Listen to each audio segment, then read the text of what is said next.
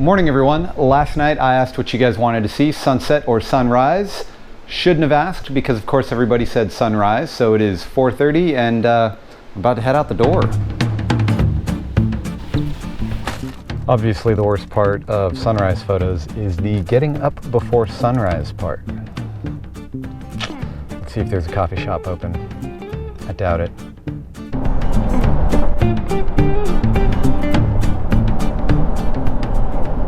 Okay, so of course Starbucks wasn't open because it's not even 5 a.m. yet, but 7-Eleven was, so I'm good there.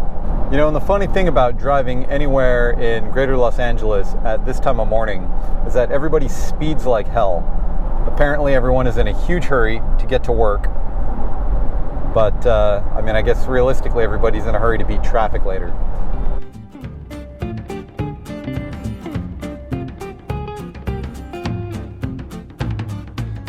Okay, so I'm here in Laguna. I'm all set up to shoot the tower. I was actually hoping the water would be a little higher than it is. Like I said, I haven't come here that many times, so I misjudged the tide report when I looked it up, but still gonna try and make something work since I got up at the crack of dark and I'm all the way down here. So I'm not actually sure that this angle is gonna work all that great. I thought the water was gonna be up a couple more feet. Last time I was here, the water was pretty much all the way up to the wall. So I figured low tide it wouldn't be quite as low as it is, but it's pretty low. I wanted a little more water around the rocks that I'm standing on right here to try and get maybe some misting or a little bit more motion in the photo, and I'm just not getting that, and I'm not going to today, unfortunately. Okay, so trying a new spot. I am actually physically standing down in the sand on the water right now.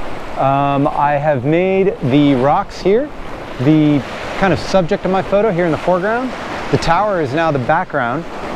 It's looking a little more interesting. There's a lot more light already. This is one of the reasons I really don't like doing sunrise photo shoots. It's a little harder to gauge timing just because I'm personally not used to it.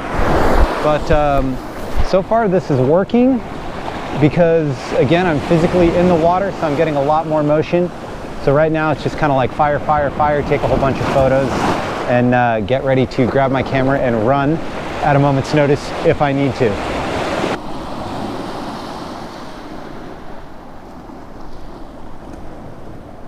So I'm shooting all of this with my 5D4. Now this is a weather sealed camera and I am using the 16-35 f2.8, which is also a weather sealed lens. For complete weather sealing, it requires you use a filter, which I am. I have a Tiffin polarizer on here right now. However, that doesn't make it salt proof. Shooting at the ocean is super dangerous and well, dangerous for your gear, which is why a lot of people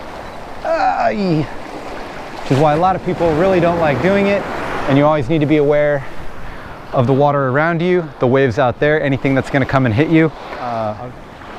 I was actually just at the beach last week with Elise and we were doing photos of her laying in the sand, and she got hit by a wave. Not real hard, but enough to surprise both of us. We had a good laugh about it. Photos still came out great, but again, just always have to keep an eye on the water and be aware of your surroundings. So a couple other things about how I have this setup going on right now. Whoa, that's chilly. You're gonna wanna make sure that your tripod is nice and deep in the sand, because every one of these waves that comes in, like this one here, okay, maybe not that one there, but as the waves come in, they'll push your gear, and you don't want any wobble in your final photo.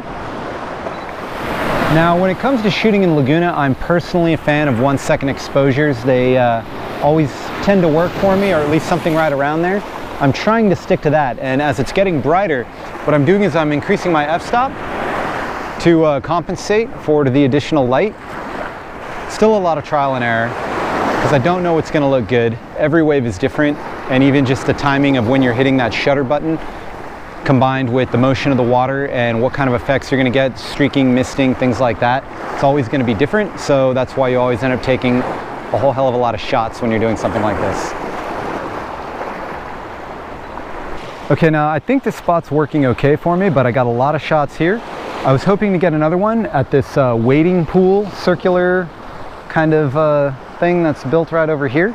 It looks really, really cool when it's full of water, but again, the tide isn't high enough. Whoa, shit. Like I said, keep an eye on your gear. The tide isn't high enough today, so I'm not gonna be able to get that shot over there. So what I need to do is I need to go maybe check around the rocks right here. Rocks and water always look great. Big favorite of mine personally. And see what else I might be able to find or make work.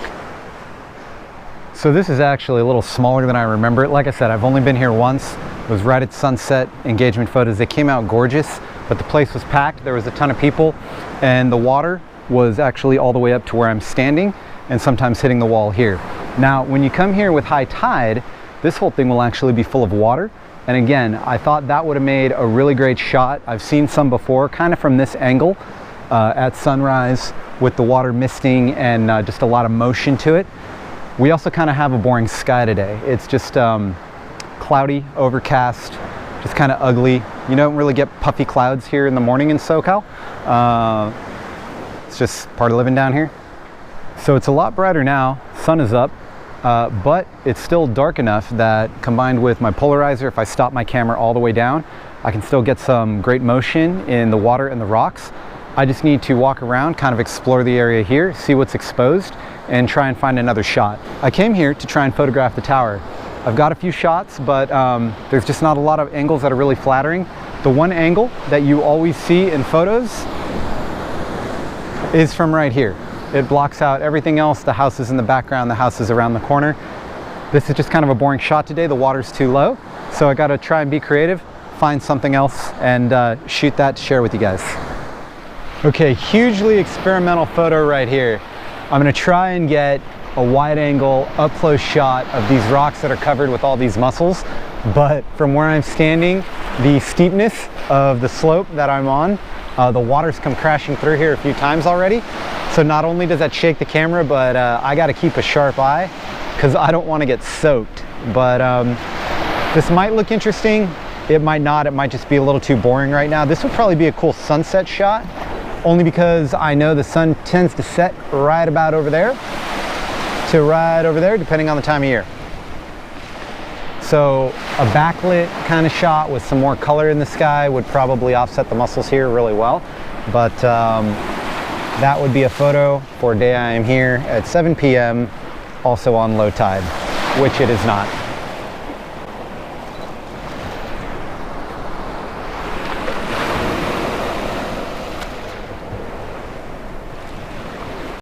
Okay, so trying a new spot. I'm on the other side of the tower now.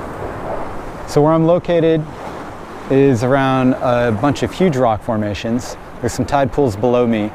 The tide keeps coming in and out at different speeds. Sun's already up, so it's gonna slow down a little bit. But I'm gonna keep trying here. It's still dark enough out that I can stop down and still get a lot of motion to the photos. The only problem with this location is that right here, there's this big, ugly steel fence. It's like that aluminum siding. So my shot is framed up as vertical right here. So I'm gonna have to edit out some of that from the final image, but could work. And see what we can do, see what we can find.